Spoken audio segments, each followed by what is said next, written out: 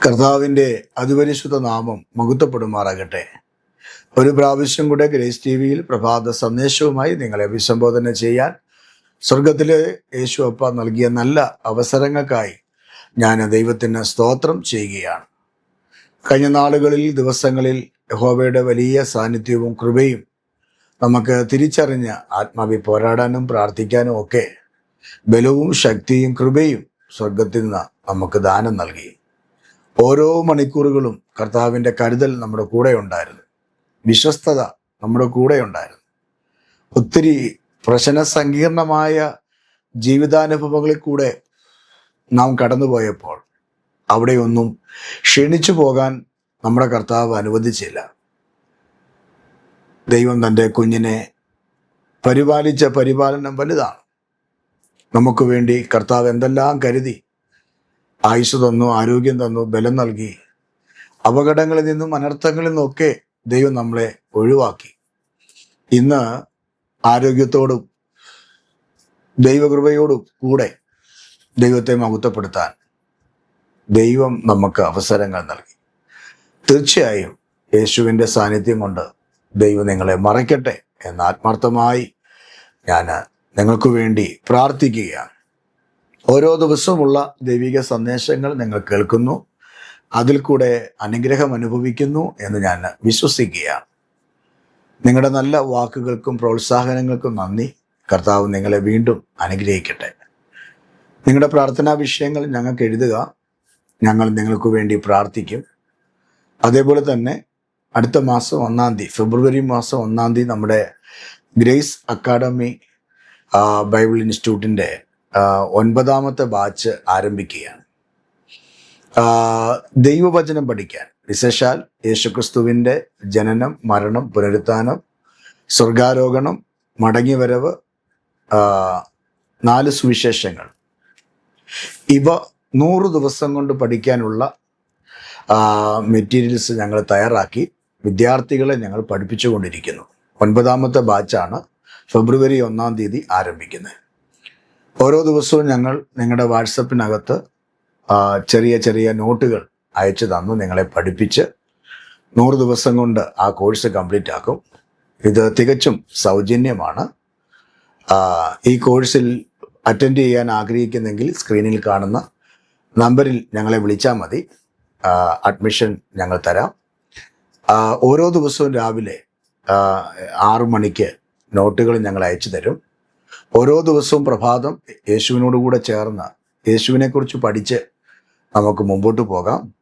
നിങ്ങൾക്ക് നല്ലൊരു അവസരമായിരിക്കും. യേശു ആരാണ്, യേശു എന്തിനാണ് ഭൂമി വന്നത്, യേശു എന്തിനാണ് ഈ കഷ്ടാനുഭവങ്ങൾ സഹിച്ചത്, യേശു എന്തിനാണ് മരിച്ചത്, യേശു ഇപ്പോൾ എവിടെയാണ്, യേശു ഇനി എന്നാണ് വരുന്നത്, എപ്പോഴാണ്, അതിൻ്റെ കാലഘട്ടങ്ങൾ,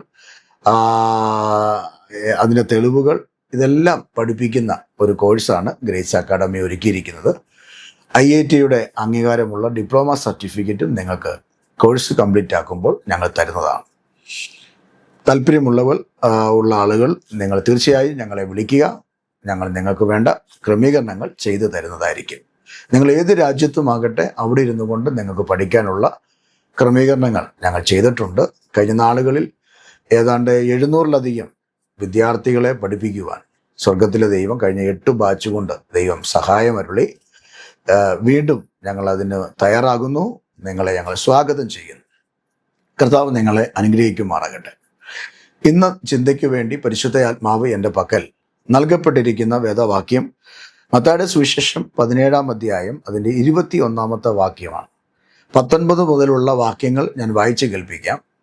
പിന്നെ ശിഷ്യന്മാർ സ്വകാര്യമായി യേശുവിൻ്റെ അടുക്കൽ വന്ന് ഞങ്ങൾക്ക് അതിനെ പുറത്താക്കാൻ കഴിയാത്തത് എന്തുകൊണ്ടെന്ന് ചോദിച്ചു. യേശു അവരോട് നിങ്ങളുടെ അല്പവിശ്വാസം നിമിത്തമത്രേ. നിങ്ങൾ കടുകുമണിയോളം വിശ്വാസം ഉണ്ടെങ്കിൽ ഈ മലയോട് ഇവിടെ നിന്ന് അങ്ങോട്ട് നീങ്ങുക എന്ന് പറഞ്ഞാൽ അത് നീങ്ങും. നിങ്ങൾക്ക് ഒന്നും അസാധ്യമല്ലല്ലോ. എന്നിട്ട് കർത്താവ് പറയുക, എങ്കിലും പ്രാർത്ഥനയാലും ഉപവാസത്താലും അല്ലാതെ ഈ ജാതി നീങ്ങിപ്പോകുകയില്ല എന്ന് ഞാൻ സത്യമായിട്ടും നിങ്ങളോട് പറയുന്നു. നമ്മുടെ വാഴ്ത്തപ്പെട്ട കർത്താവായ യേശുക്രിസ്തുവിൻ്റെ പരസ്യകാല ശുശ്രൂഷയിൽ നടന്ന ഒരു സംഭവ കഥയാണ്. ഒരു പിതാവ് തൻ്റെ കുഞ്ഞിനു വേണ്ടി യേശുവിൻ്റെ ശിഷ്യന്മാരുടെ മുമ്പിൽ സഹായത്തിന് വേണ്ടി അപേക്ഷിക്കുന്ന ഒരു ഭാഗമാണ്. അവസാനം യേശുവിൻ്റെ ശിഷ്യന്മാർ ആ വിഷയത്തിൽ ഒന്നും ചെയ്യാൻ കഴിയാതെ വന്നപ്പോൾ തമ്മിൽ വാദിച്ച് വിറങ്ങലിച്ച് നിൽക്കുമ്പോൾ യേശു അവിടെ വരികയാണ്. ഇതിന് ചരിത്ര പശ്ചാത്തലങ്ങൾ പഠിക്കുമ്പോൾ നമുക്ക് മനസ്സിലാകുന്നത്, മറുരൂപമലയിൽ യേശു 3 ശിഷ്യന്മാരുമായി കയറി ചെല്ലും. അവിടെ ചെന്നപ്പോൾ യേശു രൂപാന്തരപ്പെടുന്നു. അവിടെ 3 പേര് രൂപാന്തരപ്പെടുന്ന ഒരു ഭാഗം നമുക്ക് ഇതിൻ്റെ പുറകിലെ ഭാഗത്ത് കാണാൻ കഴിയും. ആ മറുരൂപമലയിൽ രൂപാന്തരപ്പെട്ടതിന് ശേഷം യേശു വീണ്ടും തൻ്റെ പ്രവൃത്തി മണ്ഡലത്തിലേക്ക് മടങ്ങി വന്നപ്പോൾ തടിച്ചുകൂടിയ ജനത്തിൻ്റെ മുമ്പിൽ നടന്ന ഒരു മഹാത്ഭുതമാണ് ഇന്ന് നമ്മൾ വായിക്കുവാനായിട്ട് ഇടയായത്.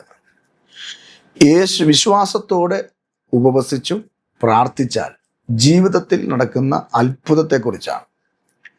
ഉപവസിക്കുന്നവരുണ്ട്, പ്രാർത്ഥിക്കുന്നവരുണ്ട്, വെറുതെ ഉപവസിക്കുന്നവരുണ്ട്, വെറുതെ പ്രാർത്ഥിക്കുന്നവരുണ്ട്. വിശ്വാസമൊന്നുമില്ല. ദൈവം എന്നെ വിടുവിക്കുമെന്നും സഹായിക്കുന്നു, എൻ്റെ കൊച്ചിന് വഴി തുറക്കുമെന്നും എനിക്ക് ജോലി കിട്ടുമെന്നും എൻ്റെ കട മാറുമെന്നും എൻ്റെ കർത്താവ് എന്നെ സഹായിക്കുന്നു, വിശ്വാസമൊന്നുമില്ല. പക്ഷെ ഉപവസിക്കുന്ന ആളുകളുണ്ട്. എന്നാൽ കർത്താവ് പറയുന്നു, ആ പ്രാർത്ഥനയ്ക്ക് ഫലമില്ല. പ്രാർത്ഥനയ്ക്ക് ഫലം കിട്ടണമെങ്കിൽ ഉപവസിക്കുമ്പോൾ നിങ്ങൾക്ക് ആദ്യം വേണ്ടത് പട്ടിണി ഇരിക്കാനുള്ള ആരോഗ്യമല്ല. അതിനേക്കാൾ നിങ്ങൾക്ക് ഇമ്പോർട്ടൻ്റ് ആയ ഒരു വിഷയം ഫെയ്ത്താണ്, വിശ്വാസമാണ്. വിശ്വാസമില്ലാതെ, ഫെയ്ത്ത്ഫുൾ ആകാത്ത ഒരു ലൈഫാണ് നമ്മുടെ ജീവിതത്തിലെങ്കിൽ നമ്മുടെ പ്രാർത്ഥന കൊണ്ട് നമുക്കൊന്നും നേടുവാൻ കഴിയില്ല. പ്രാർത്ഥനയിൽ വിടുതൽ കിട്ടണമെങ്കിൽ നമുക്ക് യേശുവിനൊരു വിശ്വാസം വേണം. നമ്മൾ ആരെ വിളിക്കുന്നു അവൻ എൻ്റെ ഉപനിധിയാണെന്ന് പറയാൻ തക്കതായ ഒരു വിശ്വാസം വേണം. ഞാൻ യേശുവിനോട് പ്രാർത്ഥിക്കുന്നു, യേശു എൻ്റെ സ്ഥിതിക്ക് വ്യത്യാസം വരുത്തും എന്ന് ഉള്ളിൻ്റെ ഉള്ളിൽ ഒരു വിശ്വാസം ജനിപ്പിച്ചിട്ട് വേണം നാം ഉപവസിക്കാനും പ്രാർത്ഥിക്കാനും. അങ്ങനെ നമ്മൾ പ്രാർത്ഥിച്ചാൽ വേഗത്തിൽ കാര്യം നടക്കും കേട്ടോ. വേഗത്തിൽ അത്ഭുതങ്ങൾ നടക്കും. ഇവിടെ യേശുവിൻ്റെ ശിഷ്യന്മാർ 12 പേരാണ്. അതിൽ 3 പേര് മറുരൂപമലയിൽ യേശുവിൻ്റെ കൂടെ കടന്നുപോയി. ബാക്കി 9 പേരാണ് ഇവിടെ നിൽക്കുന്നത്. ഈ 9 പേരുടെ മുമ്പിലാണ് ഈ മനുഷ്യൻ തൻ്റെ കൊച്ചിൻ്റെ കാര്യം പറയുന്നത്. ഈ കൊച്ചിൻ്റെ വിഷയം അപസ്മാരമാണ്, ചന്ദ്രരോഗമാണ്. ഈ രോഗത്തിൻ്റെ ലക്ഷണം അവിടെ എഴുതിയിട്ടുണ്ട്. ഈ കുട്ടി പലപ്പോഴും വെള്ളത്തിലും പലപ്പോഴും തീയിലും വീഴും. എന്ന് പറഞ്ഞാൽ വെള്ളത്തിന് അരികെ നിൽക്കുകയാണെങ്കിൽ താഴെ പിടച്ച് വീണിട്ട് ആ വെള്ളത്തിൽ കിടന്ന് പിടയ്ക്കും. അപസ്മാരം വരുന്ന ആളുകളെ നമ്മൾ കണ്ടിട്ടില്ലേ? വായിക്കൂടെ ജ്വരയും പതയും വന്നു വിറച്ച് താഴെ കിടക്കുന്ന ആളുകളെ കണ്ടിട്ടില്ലേ? അതാണ് ഇവിടുത്തെ രോഗം. ഈ കുട്ടിക്ക് അപസ്മാരമാണ്, ചന്ദ്രരോഗമാണ്. വെള്ളത്തിൻ്റെ അടുക്ക് നിൽക്കുന്നെങ്കിൽ അവൻ വെള്ളത്തിൽ വീഴും. തീയുടെ അടുക്കിലാണ് നിൽക്കുന്നെങ്കിൽ ആ തീയുടെ അകത്ത് അവൻ വീഴും. ഇതുകൊണ്ട് ഇവൻ്റെ ശരീരം മുഴുവനും പരുക്കളാണ്, പൊള്ളിയിരിക്കുക, മുറിവേറ്റിരിക്കുക, തീരാത്ത രോഗം. ഏത് സമയമാണ് ഈ രോഗം ഈ കുഞ്ഞിനെ കടന്നു പിടിക്കുന്നത്, കാർന്നു തിന്നുന്നതെന്ന് പറയാൻ പറ്റത്തില്ല. അതുകൊണ്ട് ആ മാതാപിതാക്കൾ ഈ കുഞ്ഞിനെ കൊണ്ട് ഒത്തിരി സഹിച്ചു.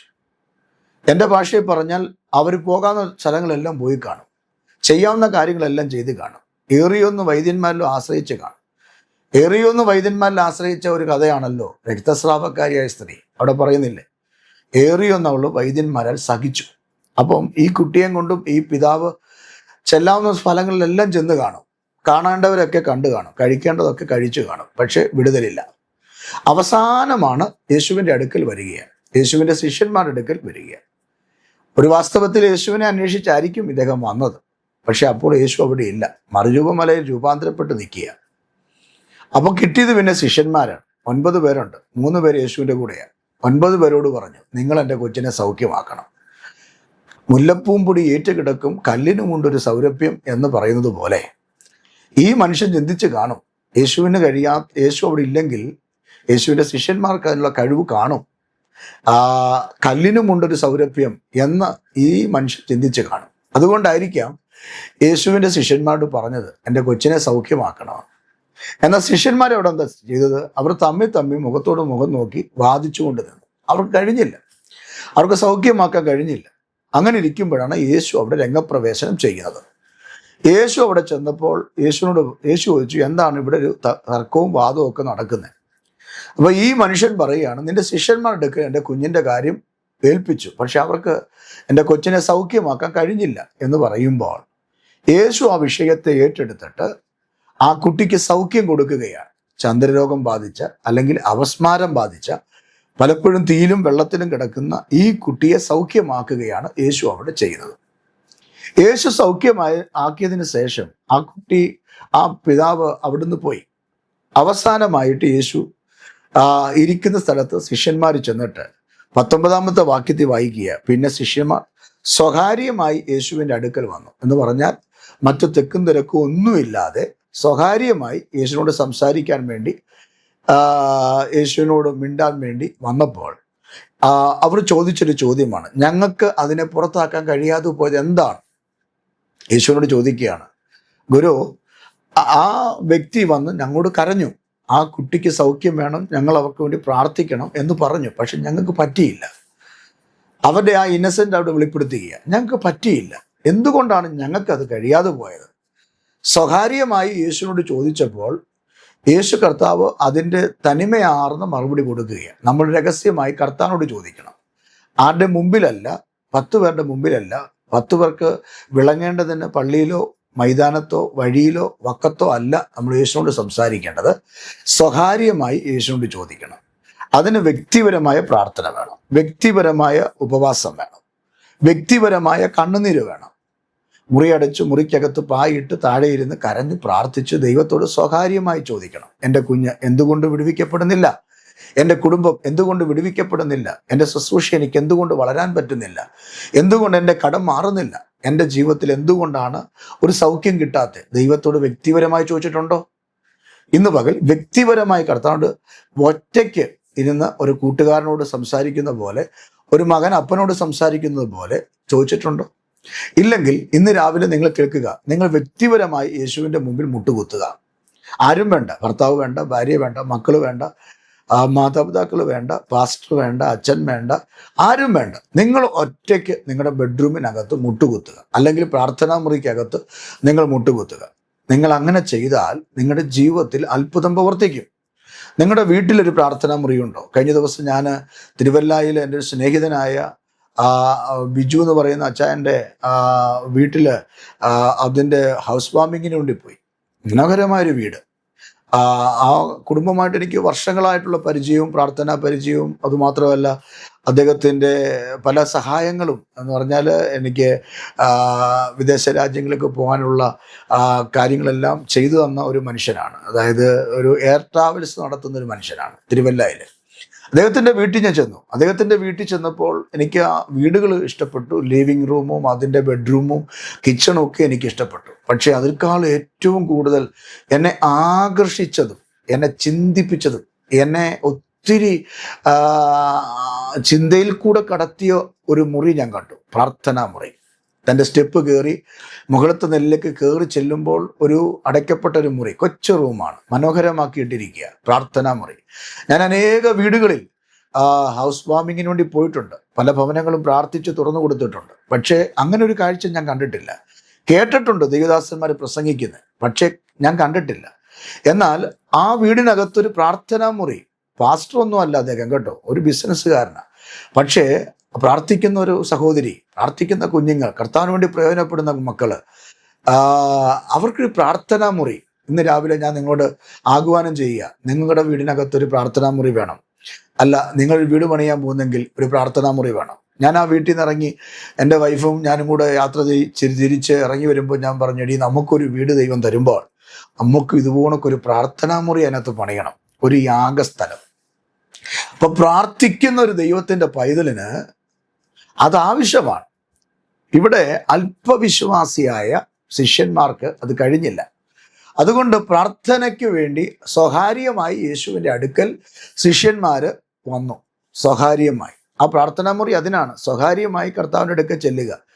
മറ്റു സ്ഥലങ്ങളിലൊക്കെ വീടിനകത്ത് തിരക്കുകൾ കാണും. പക്ഷേ ഒരുക്കപ്പെട്ട സ്വകാര്യമായ ഒരു മുറി നമുക്ക് ഉണ്ടെങ്കിൽ കർത്താവിനോട് സംസാരിക്കാനും ദീർഘസമയം പ്രാർത്ഥിക്കാനും ആരാധിക്കാനും കരയാനും നമ്മുടെ പള്ളുകൾ പറയാനും നമ്മുടെ വേദന പറയാനും സന്തോഷം പങ്കുവയ്ക്കാനും ഒക്കെ പറ്റും.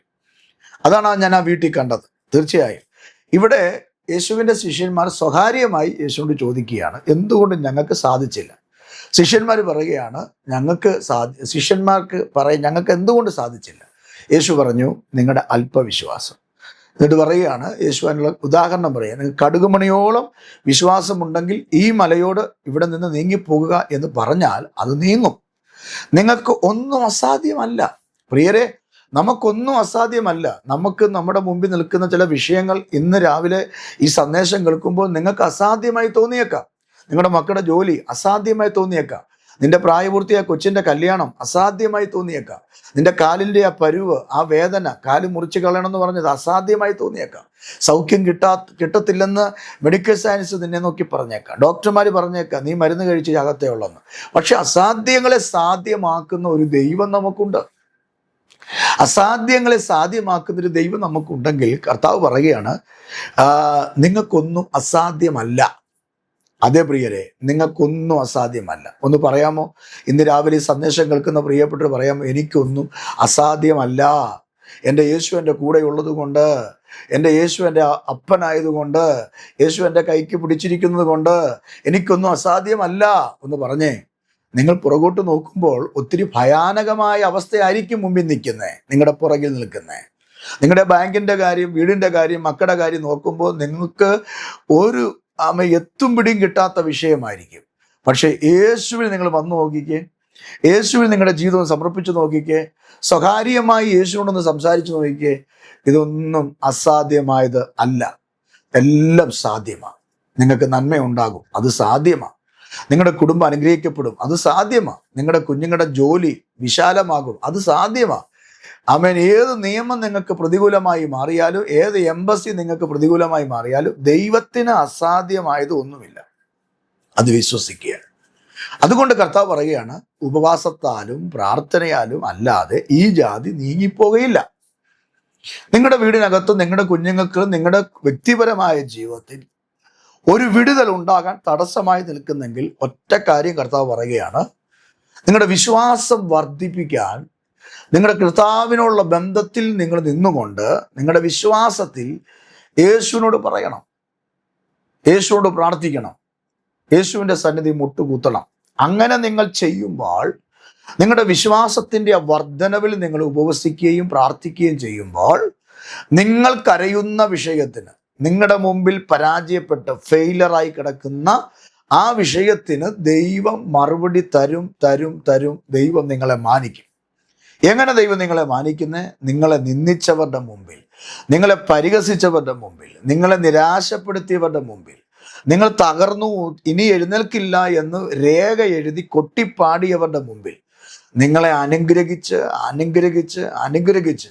നിങ്ങളുടെ പേര് വലുതാക്കി മറ്റുള്ളവർക്ക് നിങ്ങളൊരു അസൂയയായി മാറി ദൈവം നിങ്ങളുടെ കുടുംബത്തെ, തലമുറ, കൊച്ചുമക്കളെ ദൈവം മാനിക്കുമെന്ന് ഞാൻ ഇന്ന് രാവിലെ പ്രവചിച്ചു പറയുകയാണ്. ഞാൻ നിങ്ങളുടെ മുഖത്ത് വിരൽ ചൂണ്ടി പറയുന്നു, നിങ്ങളുടെ കുടുംബം അനുഗ്രഹിക്കപ്പെടും. നിങ്ങൾക്ക് യേശുവിൽ വിശ്വസിച്ചാൽ മതി, വിശ്വാസത്തോടെ നീ പ്രാർത്ഥിച്ചാൽ മതി, വിശ്വാസത്തോടെ നീ ഉപവസിച്ചാൽ മതി. തമ്പുരാന്റെ നീതി നിങ്ങൾക്ക് വേണ്ടി കർത്താവ് വെളിപ്പെടുത്തും. പ്രിയരെ, ഇവിടെ വിശ്വാസത്തോടെ പ്രാർത്ഥിച്ചാൽ നടക്കുന്ന ആമേൻ 1-2 കാര്യങ്ങൾ ഞാൻ നിങ്ങൾക്ക് കാണിച്ച് പ്രാർത്ഥിക്കാൻ താല്പര്യപ്പെടുകയാണ്. അതിൽ ഒന്നാമത്തെ വിഷയമാണ് ലൂക്കോസ് 2-ാം അധ്യായം 37-ാമത്തെ വാക്യം. അവിടെ 84 വയസ്സുള്ള വിധവയായ ഹന്ന എന്ന് പറഞ്ഞ പ്രവാചകി. എത്ര വയസ്സാണ്? 84 വയസ്സ്. അവളോട് എന്താ ചെയ്യുന്നത്? ആലയത്തിൽ ഉപവസിച്ചും പ്രാർത്ഥിച്ചും കൊണ്ട്. വാക്യെടുത്ത് വായിക്കണേ, അവിടെ എഴുതിയിട്ടുണ്ട്. ലൂക്കോസ് 2:37.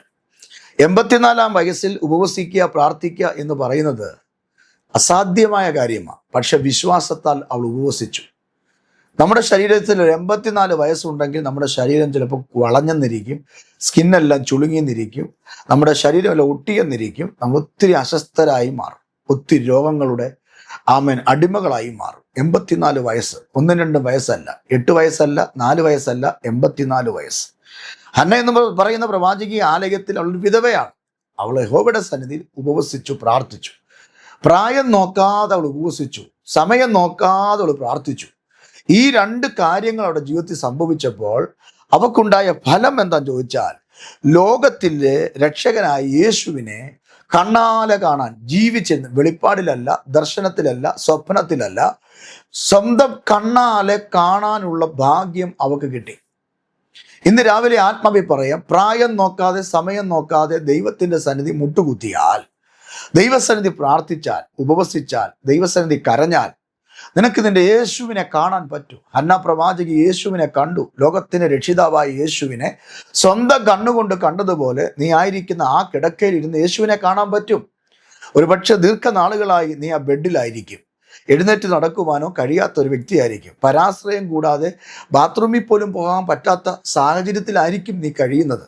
ആഹാരങ്ങളൊക്കെ മക്കളോ അല്ലെങ്കിൽ അനുബന്ധമായ ആളുകൾ നിനക്ക് വാരിക്കോരി തരികയായിരിക്കും. നിന്നെ ഒത്തിരി സ്നേഹിച്ച് നിന്റെ വീടിനകത്ത് അല്ലെങ്കിൽ പ്രത്യേകമായ കെയറിനകത്ത് നിന്നെ ആക്കി വെച്ചിരിക്കുകയായിരിക്കും. പക്ഷെ ആ സാഹചര്യത്തിലും കർത്താവുമായിട്ട്, യേശുവുമായിട്ട് നിനക്കൊരു ബന്ധമുണ്ടെങ്കിൽ, യേശുവിനെ കാണേണ്ടതിന് നീ പ്രാർത്ഥിക്കുന്നെങ്കിൽ, ഉപവസിക്കുന്നെങ്കിൽ, കരയുന്നെങ്കിൽ നിന്റെ കണ്ണുകൊണ്ട് കർത്താവിനെ കാണാൻ പറ്റും. നിന്റെ കണ്ണുകൊണ്ട് കർത്താവിനെ കാണാൻ പറ്റും. വർഷങ്ങൾക്ക് മുമ്പേ, ഏതാണ്ട് 8-9 വയസ്സ് പ്രായമുള്ളപ്പോൾ മാരകമായ രോഗം എൻ്റെ ശരീരത്തിൽ പിടിപെട്ട് ഞാനൊരു മുറിക്കകത്ത് കിടക്കുമ്പോൾ എൻ്റെ കർത്താവിൻ്റെ സാന്നിധ്യം എൻ്റെ റൂമിനകത്ത് വന്ന് ഞാൻ യേശുവിൻ്റെ സാന്നിധ്യം അനുഭവിച്ചറിഞ്ഞവനാ. യേശുവിൻ്റെ സാന്നിധ്യം അനുഭവിച്ചറിഞ്ഞ കൊച്ചു പ്രായത്തിൽ ഞാൻ അഭിഷേകം പ്രാപിച്ചൊരു വ്യക്തിയാണ്. കൃപാവരങ്ങൾ പ്രാപിച്ചൊരു വ്യക്തിയാണ്.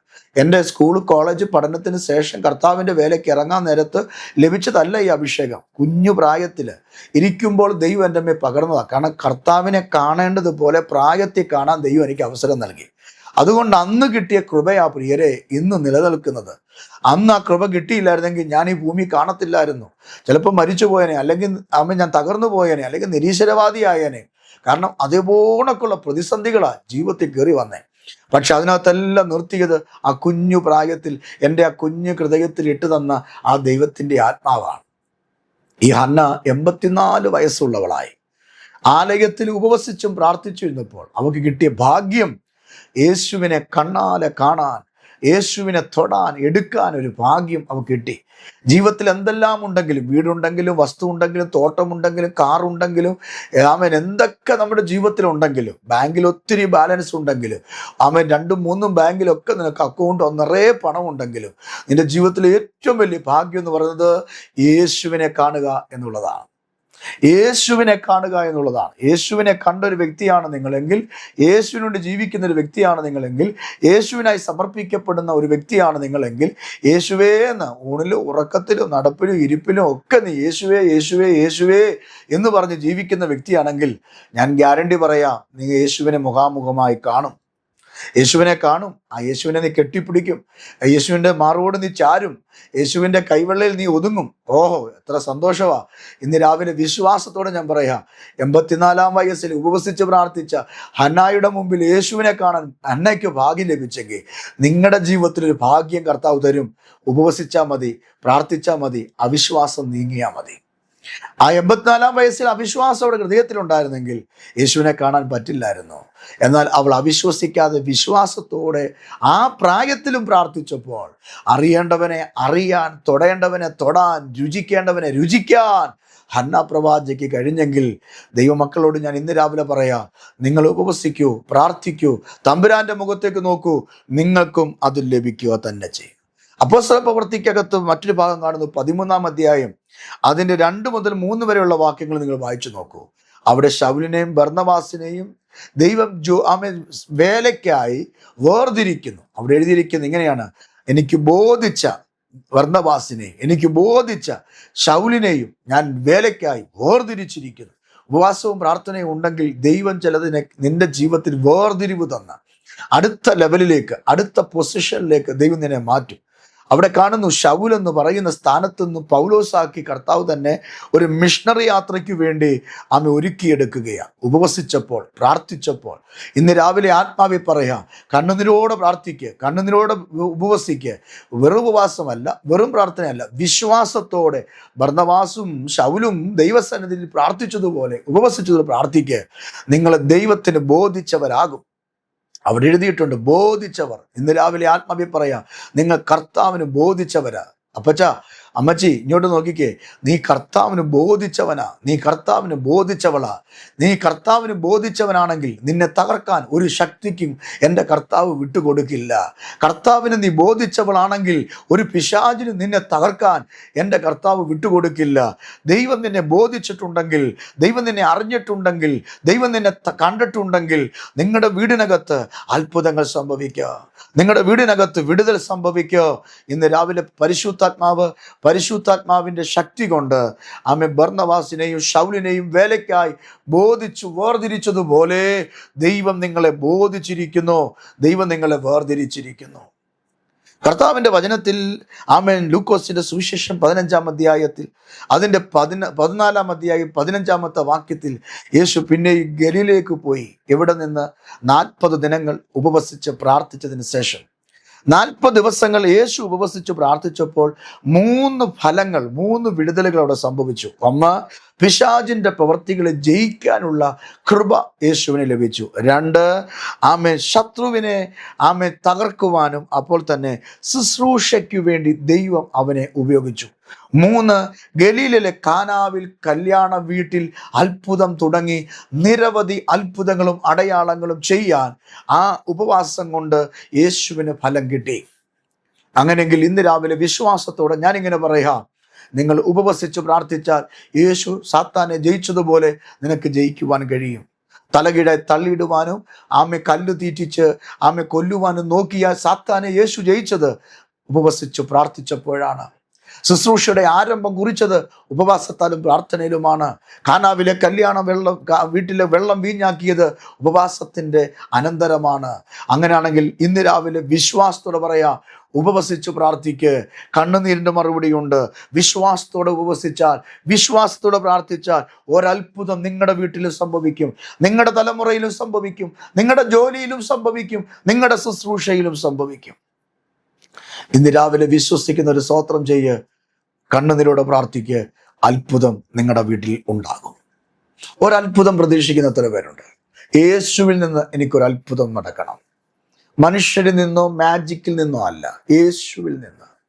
യേശുവിൽ നിന്നുള്ള അത്ഭുതം നിലനിൽക്കുന്ന അത്ഭുതമാണ്, വിടുതലിന്റെ അത്ഭുതമാണ്, സൗഖ്യത്തിന്റെ അത്ഭുതമാണ്. ഇന്ന് രാവിലെ കൊതിക്കുന്നവർ എൻ്റെ കൂടെ പ്രാർത്ഥിക്കുക, വിശ്വാസത്തോടെ പ്രാർത്ഥിക്കുക. ശിഷ്യന്മാരുടെ അവിശ്വാസത്തെ യേശു ശാസിച്ചു. എന്നിട്ട് പറയുകയാണ്, അല്പവിശ്വാസിയെ, ഈ കോട്ടമുള്ള തലമുറയിൽ ഞാൻ എങ്ങനെ വസിക്കുമെന്ന വിശ്വാസം ഉണ്ടാകാത്ത ദൈവമക്കളെ ദൈവം എങ്ങനെ സഹിക്കുമെന്ന്. ഇന്ന് പകൽ കർത്താവിനെ നമ്മളെ നോക്കുമ്പോൾ കർത്താവിൻ്റെ മനസ്സ് സന്തോഷമായിരിക്കണം, കർത്താവിൻ്റെ മനസ്സ് ആനന്ദിക്കണം. കാരണം ഞാൻ യേശുവിൽ വിശ്വസിക്കുന്നു എന്ന് യേശു തിരിച്ചറിയട്ടെ, നിങ്ങൾ യേശുവിൽ വിശ്വസിക്കുന്നു എന്ന് തിരിച്ചറിയട്ടെ. പ്രാർത്ഥിക്കാം. ഞാൻ നിങ്ങൾക്ക് വേണ്ടി കണ്ണടയ്ക്ക് നിങ്ങളുടെ വിഷയങ്ങൾ വിശ്വാസത്തോടെ എന്നോട് ചേർന്ന് പ്രാർത്ഥിക്കുക. കർത്താവേ, നിന്റെ മക്കൾ ഏത് വിഷയത്തിലാണോ അവർ വിശ്വാസത്തോടെ ഇന്നു പകൽ പ്രാർത്ഥിക്കുന്നത്, ആ വിഷയങ്ങൾക്ക് ഒരു മറുപടി കർത്താവ് കൊടുക്കണം. സ്ഥിതികൾക്ക് വ്യത്യാസം വരുത്തണം, അത്ഭുതം കർത്താവ് ചെയ്യണം, ബന്ധനങ്ങളെ അഴിക്കണം, പിശാചിന്റെ കെട്ടുകളെ തകർക്കണം, കർത്താവിൻ്റെ പ്രവൃത്തി വെളിപ്പെടണം. വിശ്വാസത്തോടെ പ്രാർത്ഥിച്ച 84 വയസ്സുള്ള അമ്മച്ചി യേശുവിനെ സ്വന്തം കണ്ണാലെ കണ്ടു എന്ന് വായിക്കുന്ന പോലെ ഈ പ്രിയപ്പെട്ടവർ അവരായിരിക്കുന്ന സാഹചര്യത്തിൽ കർത്താവിനെ, യേശുവിനെ കാണേണ്ടതുപോലെ കാണട്ടെ. യേശുവിന് അത്ഭുതം സംഭവിക്കട്ടെ, യേശുവിൽ നിന്ന് വിടുതൽ സംഭവിക്കട്ടെ. കർത്താവേ, പിതാവിൻ്റെ പുത്രൻ്റെ പരിശുദ്ധാത്മാവിൻ്റെ നാമത്തിൽ നിന്റെ മക്കളെ ഞാൻ അനുഗ്രഹിച്ചു പ്രാർത്ഥിക്കുക. പോരാട്ടങ്ങൾ വിട്ടുമാറട്ടെ, ബന്ധനങ്ങൾ അഴിയട്ടെ, പിശാചിന്റെ തന്ത്രങ്ങൾ വിട്ടുമാറട്ടെ, രോഗസൗഖ്യങ്ങൾ ഉണ്ടാകട്ടെ. ഹാർട്ട് ഇപ്പോൾ സൗഖ്യമാകട്ടെ, ആ ലിവർ ഇപ്പോൾ സൗഖ്യമാകട്ടെ, ആ കിഡ്നി ഇപ്പോൾ സൗഖ്യമാകട്ടെ, ആ ബ്രെയിൻ ഇപ്പോൾ സൗഖ്യമാകട്ടെ, ആ രക്തസംബന്ധമായ രോഗങ്ങൾ ഇപ്പോൾ സൗഖ്യമാകട്ടെ. അസ്ഥി വിഷയത്തിൻ്റെ മേൽ കാലുകൾക്ക് രോഗം വരുന്ന കർത്താവേ, എല്ലാ രോഗാത്മാവിനെയും ഞാൻ യേശുവിൻ്റെ നാമത്തിൽ ബ്രേക്ക് ചെയ്ത് പ്രാർത്ഥിക്കുന്നു. ഞങ്ങളിൽ ആ സൗഖ്യം വരട്ടെ, ഞങ്ങൾ ആ സൗഖ്യം ഇന്ന് പകൽ ഏറ്റെടുക്കട്ടെ. വിശ്വസിക്കുന്നു അങ്ങ് ഞങ്ങളെ വിടുവിച്ചിരിക്കുന്നു എന്ന്. ആകയാൽ അങ്ങിൽ നിന്ന് ശക്തി പ്രാപിക്കാൻ ഞങ്ങളെ ഒരുക്കണേ, വിശ്വാസത്തിൽ ഞങ്ങളെ വളർത്തണേ. ഞങ്ങളുടെ അവിശ്വാസം പോകട്ടെ, അത്ഭുതം സംഭവിക്കട്ടെ. യേശുവിൻ നാമത്തിൽ തന്നെ ആമേൻ. ദൈവം നിങ്ങളെ അനുഗ്രഹിക്കും. ധൈര്യമായിട്ടിരിക്കുക. നാളെ മറ്റൊരു ദൂതുമായി ഇതേ സമയം നമുക്ക് കാണാം. ഈ സന്ദേശം നിങ്ങൾക്ക് അനുഗ്രഹമാണെങ്കിൽ നിങ്ങളുടെ സുഹൃത്തുക്കൾക്കൊക്കെ ഇത് അയച്ചു കൊടുക്കണം.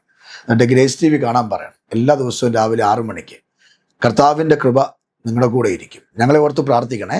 ഞങ്ങൾ നിങ്ങൾക്ക് വേണ്ടി പ്രാർത്ഥിക്കാം. ദൈവം നിങ്ങളെ അനുഗ്രഹിക്കുമാറാകട്ടെ. ബൈബിൾ പഠിക്കാൻ ആഗ്രഹിക്കുന്നെങ്കിൽ, യേശുവിനെ പഠിക്കാൻ ആഗ്രഹിക്കുന്നെങ്കിൽ ഉണ്ടെങ്കിൽ ഇന്ന് തന്നെ വിളിക്കുക, അല്ലെങ്കിൽ വാട്സപ്പിൽ മെസ്സേജ് അയയ്ക്കുക. തീർച്ചയായും ഞങ്ങൾ അതിൻ്റെ അഡ്മിഷൻ തരാം. ഫെബ്രുവരി 1-ാം തീയതി മുതൽ 9ാമത്തെ ബാച്ച് ആരംഭിക്കുന്നു. കർത്താവ് നിങ്ങളെ അനുഗ്രഹിക്കുമാറാകട്ടെ. ആമേൻ.